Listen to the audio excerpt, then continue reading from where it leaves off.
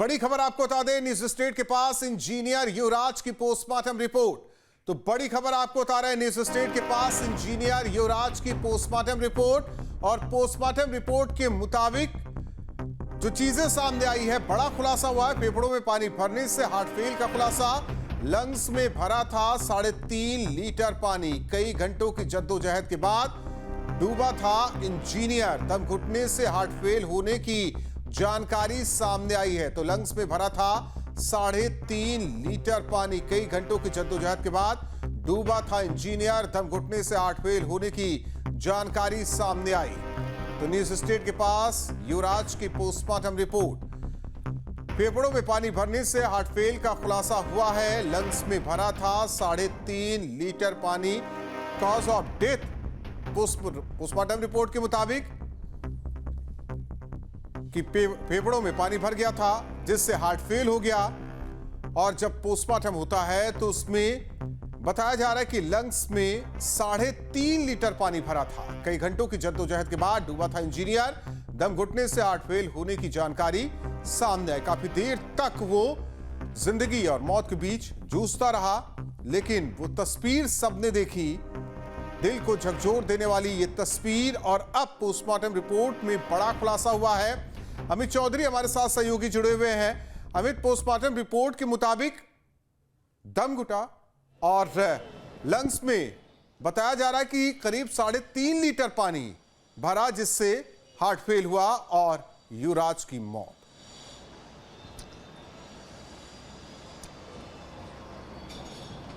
बिल्कुल, देखिए राहुल, ये काफ़ी दर्दनाक घटना है और जो भी इस घटना के बारे में जान रहा है वो पूरी तरीके से सहमता हुआ नजर आ रहा है। युवराज ने अपनी ज़िंदगी को बचाने के लिए हाथ जोड़कर मिन्नतें की और लगातार मोबाइल की टॉर्च दिखाता रहा।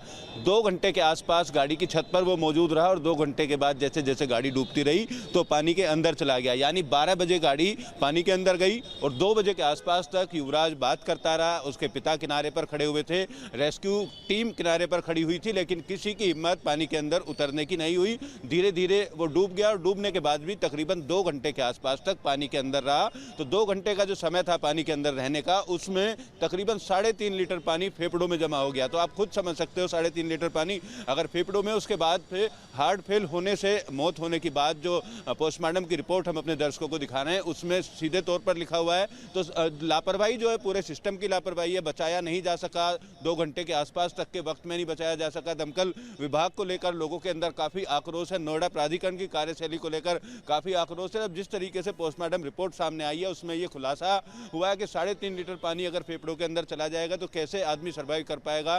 दम घुटा और दम घुटने के बाद धीरे धीरे इंजीनियर ने अपनी जान दे दी। इस पूरे मामले को लेकर तमाम तरीके की जांच करने की बात भी संबंधित अधिकारी कर रहे हैं। बिल्डरों के खिलाफ FIR दर्ज की जा चुकी है, JE सस्पेंड कर दिया है।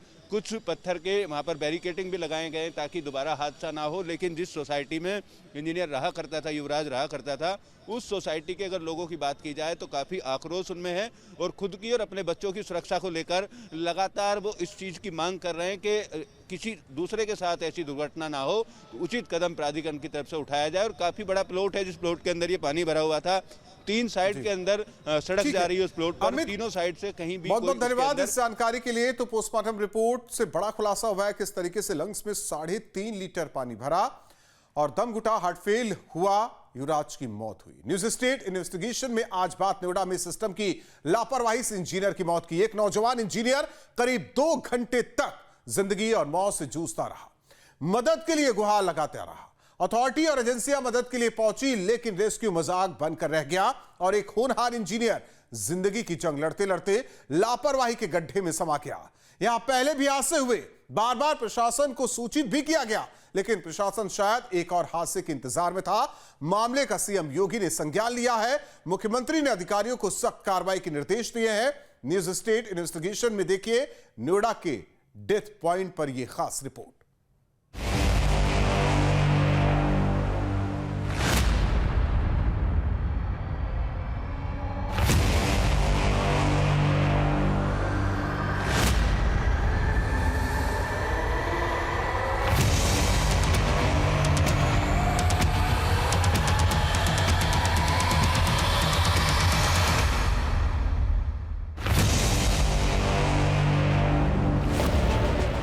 नोएडा एक ऐसा शहर जहां से युवाओं के सपने उड़ान भरते हैं। यूपी का सबसे हाईटेक शहर जहां की गगनचुंबी इमारतें लाखों की आबादी को समेटे बैठी है। नोएडा अथॉरिटी वर्ल्ड क्लास सुविधाएं देने का दावा करती है। सुविधाओं के नाम पर भारी भरकम बजट भी खर्च होता है, लेकिन उसकी हकीकत क्या है?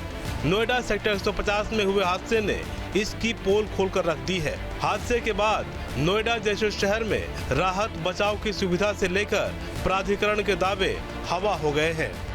न्यूज स्टेट इन्वेस्टिगेशन में बड़ा खुलासा, सिस्टम की लापरवाही, युवा इंजीनियर की मौत, बेसमेंट का गड्ढा बना तालाब, लापरवाही बेहिसाब। एक के बाद एक हादसे, फिर भी नहीं लिया सबक। नोएडा अथॉरिटी के हाईटेक दावों की खुली पोल। नोएडा सेक्टर 150 के मौत के उस कट पर इस वक्त हम मौजूद हैं, जहां पर युवराज मेहता की गाड़ी तेज रफ्तार होने के बाद सीधा तालाब में जाकर गिरती है और उसकी मौत हो जाती है। दरअसल तालाब नुमा ये जो ज़मीन देख रहे हैं, ये कोई तालाब नहीं है, ये बिल्डर की ज़मीन है जहां पर उसको डेवलप करना था, लेकिन डेवलप नहीं किया गया। और उसके बाद ना यहाँ पर किसी तरह की कोई बैरिगेटिंग है, ना ही किसी तरह का रिफ्लेक्टर है और ना ही कोई लाइट यहाँ लगी हुई है। यही वजह रही कि घना कोहरा होने के चलते शुक्रवार देर रात जब युवराज मेहता अपनी कंपनी से वापस लौट रहे थे और ड्राइव करते हुए उनकी गाड़ी यहाँ पर आती है और सीधा जो सामने का आप तालाब नुमा ये फील्ड देख रहे हैं, इसमें जाकर गिर जाती है। जिसके बाद युवराज तकरीबन 1.5 घंटे तक बचाने की गुहार लगाते रहे। उसने अपने पिता को कॉल भी की और बताया कि इस तरह से हादसा हो गया है। हालांकि यहाँ के जो लोकल लोग हैं कुछ यहाँ पर पहुँचे, पुलिस को भी कॉल किया गया, पुलिस भी यहाँ पर आई, लेकिन तमाशाबीन रहकर देखती रही। ग्रेटर नोएडा के हादसे ने हर किसी को झकझोर दिया। 27 साल का सॉफ्टवेयर इंजीनियर नाले में गिरी कार के ऊपर खड़े होकर बचाने की गुहार लगाते रहा। पुलिस, दमकल, एसडीआरएफ और एनडीआरएफ की टीमें 4.5 घंटे तक रेस्क्यू में लगी रही। मौके पर मौजूद पिता बेबसी से बेटे को जूझते देखते रहे। गोल्डन टाइम गंवाने के बाद जब तक रेस्क्यू टीम कार तक पहुंची, तब तक देर हो चुकी थी। एक होनहार इंजीनियर सिस्टम की लापरवाही के आगे अपने जिंदगी की जंग हार गया। आधी रात का वक्त, चारों तरफ घना कोहरा और ठिठुराने वाली ठंड। नोएडा के सेक्टर 150 की एक सुनसान सड़क पर दौड़ती कार अचानक बेकाबू होकर एक मौत के अंधेरे में जा गिरी। गड्ढा किसी कुदरती आपदा का नतीजा नहीं, बल्कि नोएडा अथॉरिटी और बिल्डर की लापरवाही का नतीजा था। अथॉरिटी के जिम्मेदारों की लापरवाही ने ही एक डेथ जोन को शायद किसी हादसे के लिए ही खुला छोड़ रखा था। तालाब जैसे दिख रहे इसी गड्ढे में 27 साल के सॉफ्टवेयर इंजीनियर युवराज मेहता करीब 2 घंटे तक जिंदगी की जंग लड़ते रहा। अपने पिता को फोन कर बचाने की गुहार लगाई, लेकिन जब तक सिस्टम की नींद खुली, युवराज की सांसें थम चुकी थी। आप देख रहे थे गाड़ी डूब रही थी और लगातार बीच में हर 15-20 मिनट पर अगला पर बोला पापा बचा लो आप, ये बोला था। तो मैं पागल होता जा रहा था धीरे धीरे। अच्छा, फायर ब्रिगेड भी आई लेकिन वो पानी में नहीं गए, क्या बोल रहे थे लोग? वो लोग उसमें गया ही नहीं, वो लोग थोड़ा सा टच करता था और रस्सी थोड़ा फेंकता था, रस्सी पूरा प्रॉपर जगह तो जाती नहीं थी, फिर वो खींच लेते थे और स्टील वहीं पर हो जाते थे। कोई दूसरा उपाय उनके पास, मैंने पूछा कि स्विमर या डाइवर कोई है तो जाके कम से कम उसको रस्सी दे सके तो अपने लाइफ को बचा सकते हैं, तो ये इनके पास नहीं। बोला कि नहीं, कोई स्विमिंग नहीं आता। अब सवाल है कि आखिर ऐसा क्या हुआ कि समय पर सूचना और 4.5 घंटे की कोशिश भी एक युवा इंजीनियर की जिंदगी को नहीं बचा सकी। रिपोर्ट के मुताबिक करीब 12:30 बजे के आसपास युवक की कार गड्ढे में गिरी। थोड़ी देर बाद उसने पिता को कॉल कर सूचना दी। पिता ने तुरंत डायल 112 पर कॉल कर इसकी सूचना दी। 25 मिनट में पुलिस, फायर ब्रिगेड की टीम मौके पर पहुंची। पुलिस ने गाजियाबाद में एसडीआरएफ टीम को कॉल किया। फायर ब्रिगेड की टीम पानी में घुसने की हिम्मत नहीं जुटा सकी। 2 घंटे बाद एसडीआरएफ की टीम पहुंची, जिसके बाद रेस्क्यू शुरू हुआ। करीब 4:30 बजे कार के साथ युवक को बाहर निकाला गया। अस्पताल में डॉक्टरों ने युवक को मृत घोषित कर दिया। यानी 2 घंटे का गोल्डन टाइम जो रेस्क्यू के लिए सबसे ज्यादा अहम था, उसे पुलिस और फायर ब्रिगेड ने गंवा दिया। आरोप है कि इस दौरान पुलिस और फायर ब्रिगेड बुनियादी चीजें तक नहीं जुटा पाई। अगर रेस्क्यू ऑपरेशन चलाने के संसाधन नहीं है तो भगवान भरोसे ही सब चल रहा है। हमने तो उम्मीद उसी समय खो दिया जब हमने पूछा कि एसडीआरएफ कहाँ से आ रही है। उन्होंने बताया गाजियाबाद से। हम बोले ये नोएडा में, तो नहीं यहाँ नहीं है, गाजियाबाद से टीम आएगी। एंड ही टूक अराउंड 1.5 और I think 2 hours to reach there spot. 2 घंटे लगे उनको फॉग से बचते, धीरे धीरे वो चले। तब तक तो लाइफ का तो उम्मीद ही नहीं हम कर पा रहे थे। बेसमेंट कितने दिन से खुदा है, पानी कब से भरा हुआ है, कुछ शिकायत वगैरह की आप लोगों ने कभी? जब शिफ्ट किया उस समय से भी मैं देख रहा था कि उसमें पानी परमानेंट किसी लेवल तक अप या डाउन उसमें रहता ही था। मौके पर मौजूद चश्मदीद मनिंदर ने हिम्मत दिखाई और कमर में रस्सी बांधकर उतर गया, लेकिन काफी दूर जाने के बाद भी वो उसे ढूंढ नहीं सका। जान को खतरा हो सकता है, इनका ये कहना है, तो ऐसे में ध्यान रखना चाहिए। और जो बिल्डर है उनका नाम इन्होंने लिया और ये ज़मीन आपको एक बार दिखा देते हैं। ये पूरी ज़मीन आप देखिए, बिल्डर द्वारा बेसमेंट के लिए इसको खुदाई करवाया गया। कहीं पर 10 फीट, कहीं पर 25, कहीं पर 30 से 35 फीट गहरी ये बताई गई है। और अब जहाँ तक भी नजरें आप घुमाएंगे चारों तरफ, वहाँ पर आपको इसी तरह से पूरी ये झील दिखाई देगी, क्योंकि ये बिल्डर की तरफ से खोदा गया बेसमेंट है। और यहाँ पर आए दिन हादसे होते रहते हैं। जो चश्मदीद जो अपनी जान को जोखिम में डालकर युवराज मेहता सॉफ्टवेयर इंजीनियर को बचाने के लिए कूदे थे, उनकी भी यही मांग है कि यहाँ पर पुख्ता इंतजाम किए जाएं ताकि और कोई मौत यहाँ पर ना हो। मनिंदर ने बताया कि वो एक डिलीवरी एजेंट है। अपनी जान जोखिम में डालकर युवराज को बचाने के लिए गड्ढे में उतर गया। पुलिस और फायर ब्रिगेड 2 घंटे तक खड़े रहे, लेकिन रात में पानी में जाने की हिम्मत नहीं दिखाई। अगर वक्त पर एक्शन लिया जाता तो शायद वो बच जाते। 1:35-40 पे मैं यहाँ आया था। मैं बोला कि यार अंदर क्यों नहीं जा रहे हैं, क्या दिक्कत है। वो बोले थे कि बेसमेंट इसमें सरिया है, ठंडा पानी है, बहुत सारी चीज़ें हैं। जब सिस्टम में जो लोग हैं वो उसके हिसाब से तैयार किए गए, तो ठंडे और गर्म क्या क्या देखना। रोड गिर के पहले तुम्हें गर्म पानी करके दें, फिर आदमी को बचाने जाओगे तुम। फिर आप किसके मदद से कूदे? आप डायरेक्ट चले गए या आपको रस्सी के इससे बांधा गया? प्रशासन जो वहाँ खड़ा था, मैंने उनसे इजाज़त मांगी थी कि सर मैं जा सकता हूँ क्या। बोले आप पे तैरना आता है? नो हम का सर आता है। नो जा सकते हैं, कन्फर्म तैरना आता है? हाँ जी, तो ठीक है, तो आप जा सकते हैं। मैंने सर रस्सा बांधा, सेफ्टी जैकेट पहन के मैं सीधा चला गया 50-60 मीटर। वहाँ मैं इतना अंदर चला गया था कि यहाँ पे जो लोग खड़े थे वो मुझे नहीं दिख रहे थे। वो बस मुझे टॉर्च के इशारे से बता रहे थे कि तुम्हें इधर चलना है, इधर चलना है, इधर देखो, इधर देखो। पूरे तालाब में घूमा था मैं, 100 मीटर की रस्सी नहीं मिल पाया, बहुत देर हो गई। मुझसे 5 से 7 मिनट पहले डूब गया था, लेकिन मुझसे पहले 100 प्लस लोग यहाँ पे थे जो उसे आसानी से बचा सकते थे। हादसे के बाद पुलिस और प्राधिकरण की टीम ने मौत के कट पॉइंट पर बैरिकेडिंग कर दी है, लेकिन हादसे ने नोएडा अथॉरिटी पर गंभीर सवाल खड़े कर दिए हैं। स्थानीय लोगों के मुताबिक ये स्पॉट पहले भी मौत का कट बन चुका था। 31 दिसंबर को भी एक ट्रक यहाँ हादसे का शिकार हुआ था। उससे पहले भी कई बार गाड़ियां गिरते गिरते बची हैं। आपको ये भी बता दें, शुक्रवार से पहले 31 दिसंबर को भी यहाँ पर हादसा हुआ था। दरअसल एक बड़ा ट्रक यहाँ आकर सीधा गिर गया था। आधा आप तस्वीरें देखेंगे तो ये जो दीवार टूटी हुई आपको नजर आ रही है, ये उस ट्रक की वजह से ही है, जो कि आधा झूल गया था, ना नीचे पहुंचा था ना ही ऊपर रह पाया था, और जिसकी वजह से वो ट्रक चालक बच गया था, क्योंकि उसका ट्रक यहाँ पर अटक गया था और बाद में रेस्क्यू कर 2 दिन का समय लगा था ट्रक को यहाँ से वापस लाने में। क्या इसको कह सकते हैं ये सेक्टर 150 का मौत का कट है? मौत को कट ही है, ही हकीकत का ये। और प्रशासन इसमें लापरवाही कर रहा है। अथॉरिटी तो वहाँ कतई सो ही पड़ी है और के बीच के। अभी तो कोई पता नहीं है जांच कमेटी की, पर पूरे अथॉरिटी ही सस्पेंड होनी चाहिए लापरवाही के कारण। तो हमारा भी 2-3 महीने पहले 2-4 लोग हमारे मित्र ये विजय कुमार मल्होत्रा जी हैं, गाड़ी से आ रहे थे, अंधेरा था, ऐसा ही मौसम यही था, धुंध में हमें भी दिखाई नहीं दिया, तो गाड़ी हमने यहाँ तक गाड़ी आ गई, जहाँ तक आप दिखाई है, मैं कहाँ तक दिखाना चाह रहा हूँ, यहाँ तक गाड़ी आई। उसके बाद हमने देखा यार ये तो हमारे साथ हादसा हो सकता था। यही है जी नाला है, सारा सीपेज का पानी यहाँ इकट्ठा हो रहा है, यहाँ लोग आते हैं। क्या ये जो नाला बनाया गया है, इस नाले को बीच बीच में टूट गया है या गिर गया है, जिसकी वजह से इसका पानी इसके अंदर इकट्ठा हो रहा है? बिल्कुल यही वजह है। और इस नाले के अंदर कई बार गौवंश, कई दूसरे एनिमल गिरते रहते हैं, कोई केयर नहीं है, हम लोगों ने रस्सियों से निकाले हैं। सेक्टर 150 में मौत के इस कट को देखकर अंदाजा लगाना मुश्किल नहीं कि अंधेरे और घने कोहरे में यहाँ से गुजरना कितना खतरनाक हो सकता है। सामने बड़ा गड्ढा है, उसके साथ एक छोटा सा नाला और छोटी सी दीवार। जरा सी चूक किसी को भी मौत से सामना करा सकता है।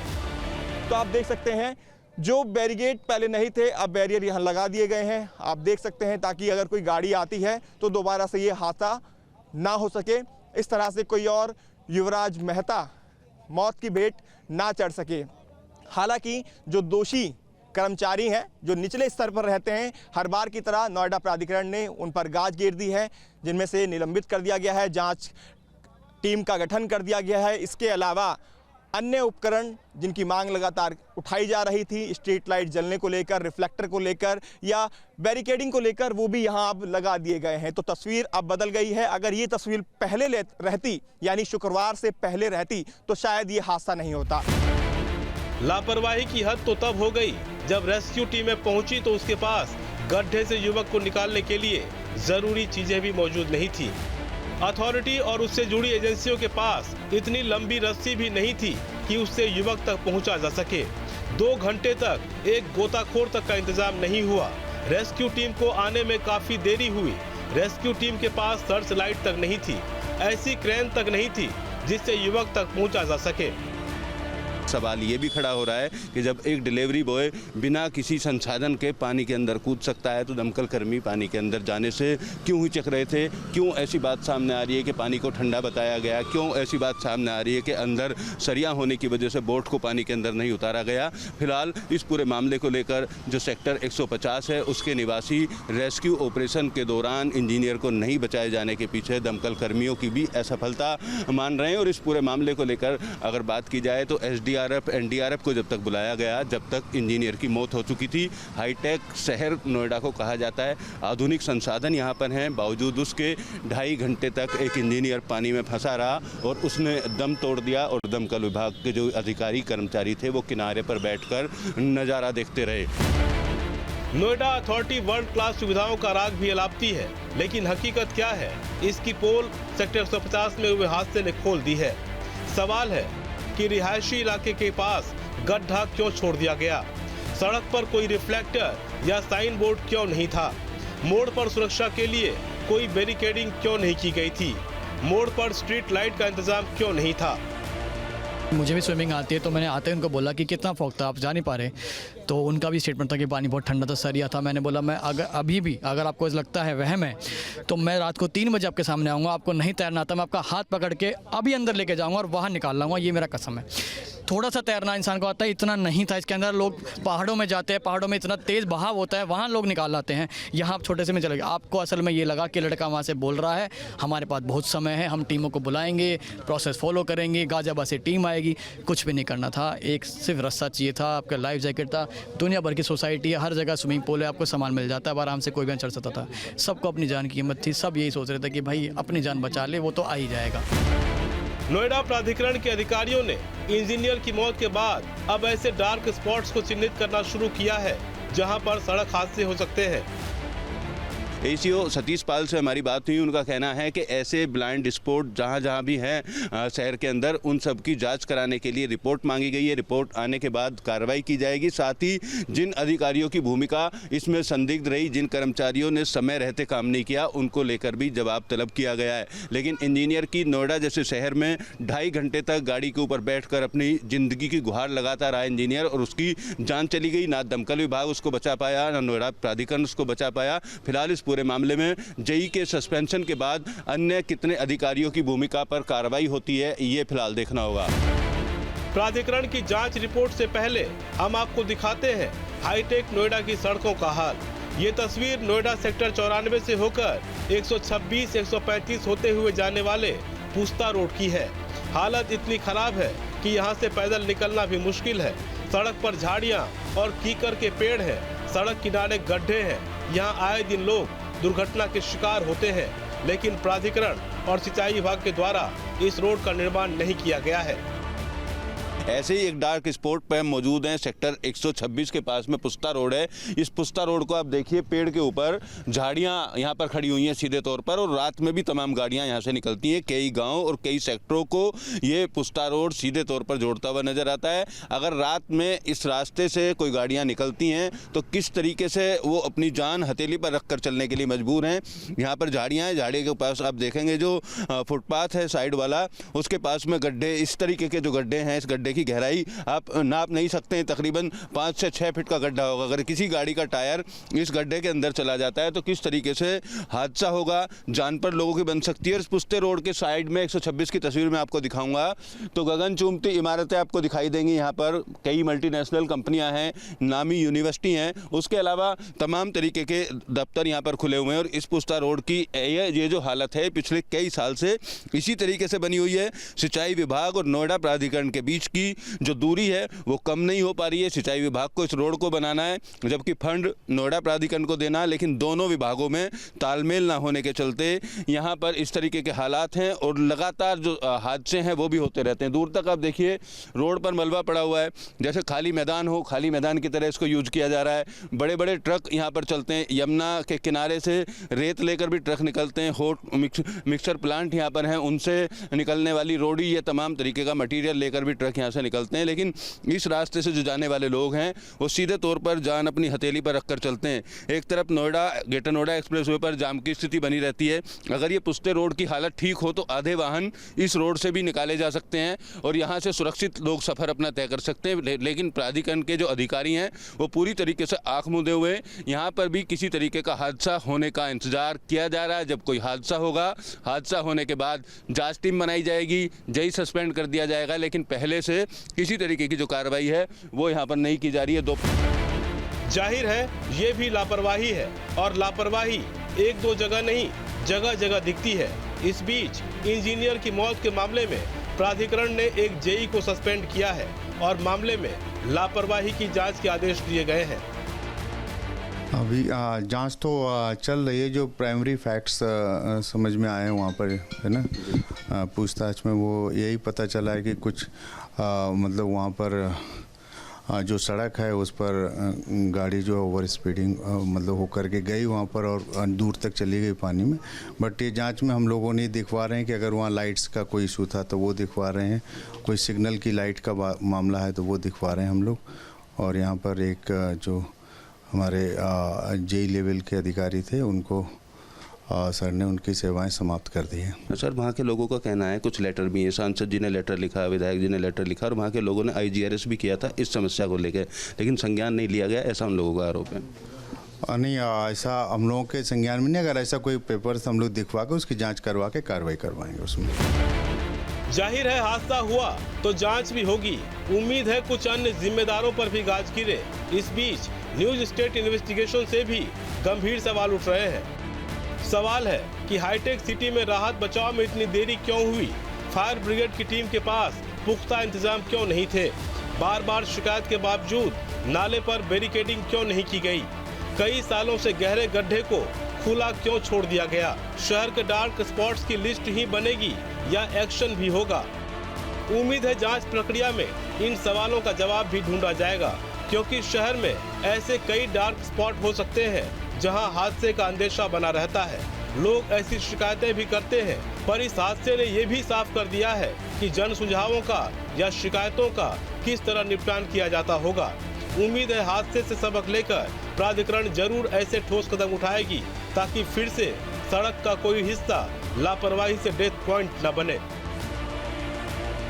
दोनों बिल्डरों के ऊपर जो FIR दर्ज की गई है उस पर भी पुलिस विवेचना करने की बात कर रही है। वहीं अब दमकल विभाग को लेकर भी तमाम तरीके के जो सवाल हैं वो खड़े हो रहे हैं। दमकल विभाग की टीम किनारे पर बैठकर केवल मंजर देखती रही, पानी के अंदर कोई नहीं उतरा। लाइफ जैकेट उनके पास में मौजूद थी, नाव उनके पास में मौजूद थी, बावजूद उसके बच्चे को बचाने की कोशिश नहीं की गई और बाप किनारे पर खड़ा होकर देखता रहा, गुहार लगाता रहा। SDRF NDRF की टीम को बुलाने की बात कही जाती रही, लेकिन अब इस पूरे मामले को लेकर क्षेत्र के लोगों में काफ़ी आक्रोश है। लोगों का साफ तौर पर कहना है कि जो भी जिम्मेदार अफसर हैं उनके खिलाफ कार्रवाई हो और आगे से ऐसी घटना ना हो, उसको लेकर प्राधिकरण सख्त कदम उठाए। नोएडा प्राधिकरण के CO के आदेश पर तमाम तरीके की जो जाँच है वो की जा रही है और ACO सतीश पाल द्वारा भी ये बयान दिया गया है कि जो डार्क स्पॉट हैं उनको चिन्हित किया जाएगा और उसके बाद कार्रवाई की जाएगी। नोएडा इंजीनियर मौत मामले में SIT गठित। CM योगी के निर्देश पर 3 सदस्यीय SIT गठित। मंडलायुक्त मेरठ के नेतृत्व में गठित हुई SIT। ADG zone Meerut, chief engineer PWD भी शामिल। 5 दिन में जांच कर CM को रिपोर्ट सौंपेगी SIT। तो बड़ी खबर आपको बता रहे हैं इस वक्त की, नोएडा इंजीनियर मौत मामले में SIT गठित। अविनाश सिंह हमारे साथ सहयोगी जुड़े हुए हैं इस खबर पर। अविनाश, सीएम योगी का निर्देश, 3 सदस्यीय एसआईटी गठित और 5 दिन में जांच रिपोर्ट सीएम के सामने। बिल्कुल राहुल, देखिए इस पूरे मामले को लेकर मुख्यमंत्री काफी सख्त हैं और पहले भी उन्होंने कार्रवाई का जो निर्देश था वो जारी किया था, लेकिन अब जिस तरीके से कुछ लोगों ने सवाल खड़ा किया है तो इस पर अब एक एसआईटी का गठन किया गया है, जिसमें मंडलायुक्त मेरठ को इसका हेड बनाया गया है। साथ में जो एडीजी जोन है मेरठ के और जो चीफ इंजीनियर पीडब्ल्यूडी के हैं उनको भी एसआईटी में शामिल किया गया है और कहता है कि 5 दिनों के अंदर जो पूरी रिपोर्ट है वो सौंपी जाएगी कि घटना के लिए जिम्मेदार कौन है। और मानिए कि चूंकि पूरी घटना को लेकर मुख्यमंत्री इतने सख्त हैं कि माना जा रहा है कि अगले 1 से 2 दिनों में कुछ और लोगों पर भारी जांच गिर सकती है। धन्यवाद अविनाश इस जानकारी के लिए। तो 3 सदस्यीय एसआईटी गठित, 5 दिन में सीएम योगी के सामने होगी एसआईटी रिपोर्ट। और हमारे साथ सहयोगी हिमांशु और अमित चौधरी भी जुड़ रहे हैं।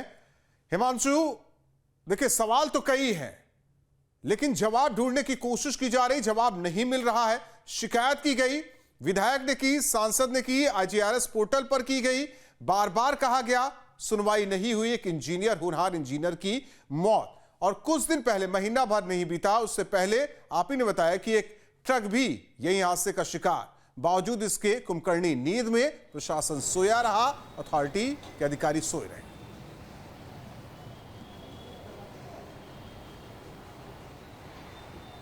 बिल्कुल, देखिए गाजियाबाद हो या गौतम बुद्ध नगर हो या जितने भी पॉश इलाके हैं, हो गौतम बुद्ध नगर की गिनती जो हाईटेक शहर है उसमें होती है और आर्थिक राजधानी भी इसको कहा जाता है, लेकिन बावजूद उसके इस तरह का हादसा होना और सामने जो घटना आई है, हृदय विदारक एक घटना रही है जिसमें 27 वर्षीय एक जो सॉफ्टवेयर इंजीनियर हैं उसकी मौत हो जाती है उनके पिता की आंखों के सामने। 1.5 घंटे तक वो लगातार बचाने की गुहार लगाता रहता है। पुलिसकर्मी संवेदनहीनता के साथ वहाँ खड़े रहते हैं, कोई पहल नहीं करता है उसको बचाने की, और बाद में आखिरकार वो डूब ही जाता है। जो बिल्डर द्वारा वो बेसमेंट खोदा गया था उसमें जो पानी भरा था उसी में उसकी गाड़ी डूब जाती है और वो खुद भी उसमें समा जाता है। इंतजार किया जाता है गाजियाबाद 8th बटालियन एनडीआरएफ के आने का, और जब वो वहां पहुंचती है तो 4 घंटे रेस्क्यू ऑपरेशन चलता है, तब जाके उसको निकाला जाता है और जब हॉस्पिटल लेकर जाया जाता है तो डॉक्टर उसे मृत घोषित करते हैं। पोस्टमार्टम रिपोर्ट भी सामने आ गई जिसमें साफ तौर पर यह कहा गया कि पानी में डूबने से, फेफड़ों में पानी भरने से, 200 ml पानी भरने से उसकी मौत हो जाती है, हार्ट फेल हो जाता है। और कुल मिलाकर आज जो पूरा परिवार है वो दुख में है और आज हरिद्वार में उसका अस्थि विसर्जन करने के लिए लेके गए हैं। लेकिन सवाल यही है, वहां के जितने लोग हैं उनका ये कहना है ये पहला हादसा नहीं है, इससे पहले भी 31 दिसंबर को वहां पर एक बड़ा ट्रक था जो बीच में रेलिंग तोड़ता हुआ वहां पर आगे चला गया था। एक पोर्शन था वो नाले का, वो तोड़कर आगे चला गया था और वो ड्राइवर ये हमेशा से कहा जाता है अनहोनी से पहले कुदरत कुछ ना कुछ संकेत कुदरत की तरफ से मिलता है।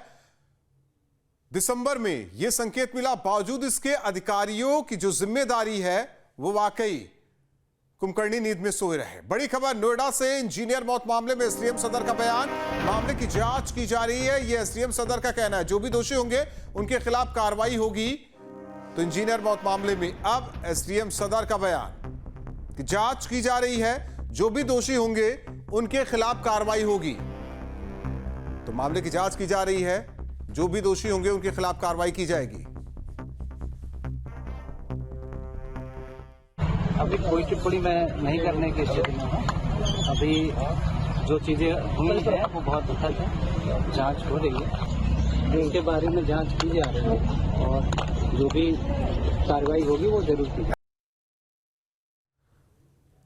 अमित चौधरी सहयोगी जुड़े हुए हैं। अमित, पहले अथॉरिटी की तरफ से एसईओ साहब ने कहा कि जो भी दोषी होगा कार्रवाई होगी। अब एसडीएम सदर साहब आए हैं, वो भी कह रहे हैं कि जो भी दोषी होंगे उनके खिलाफ कार्रवाई होगी। लेकिन सवाल है कि जिम्मेदारी तय नहीं हो पा रही है, मौत हो चुकी है और अब जांच पड़ताल, दोषी होंगे, कार्रवाई होगी, जिनके ऊपर जिम्मेदारी थी वो कुछ नहीं।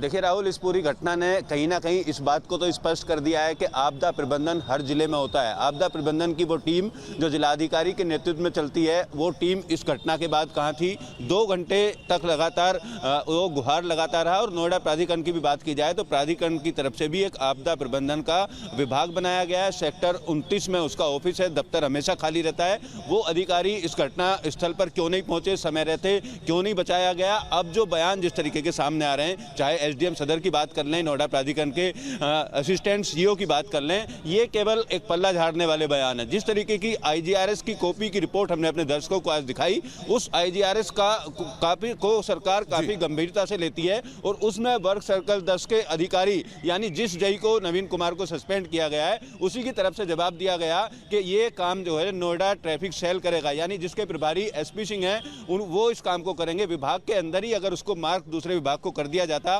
ट्रैफिक सेल के अधिकारियों को हो सकता है समय ना हो ऐसे इलाकों को देखने का, ऐसे हादसों को देखने का, क्योंकि दफ्तर में बैठकर तमाम फाइलों को तैयार कर दिया जाता है। एसपी सिंह के विभाग की केवल एक जई को अभी सस्पेंड किया गया है। सीईओ, एसीओ तमाम अधिकारी हैं, ओएसडी हैं, भ्रमण भी करते हैं। आए दिन प्रेस नोट जारी किए जाते हैं कि इस इलाके का भ्रमण किया, फुटपाथ पर घास मिली, टैल उखड़ी मिली। तो ऐसे मामलों की अगर आप भ्रमण कर रहे हो तो जहां 4000 से 5000 लोग, जा सकता है अमित, जब ये बिल्डर से बकाया वसूली नहीं हो पाई तो कैसे कह सकते हैं कि आम जनमानस को सुरक्षित रख पाएंगे। बहुत बहुत धन्यवाद अमित आपका और हिमांशु आपका।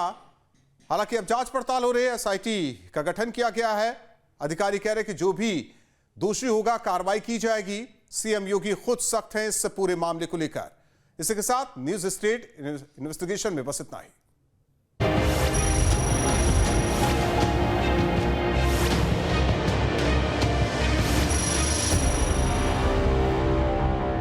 आपके मोबाइल पर तुरंत आएगी ब्रेकिंग न्यूज। स्क्रीन पर सबसे पहले दिखेगी बड़ी खबर, देश दुनिया की हर खबर एक जगह। अब आपके मोबाइल पर तुरंत फटाफट इंस्टॉल कीजिए न्यूज नेशन ऐप और रखिए खुद को अपडेट।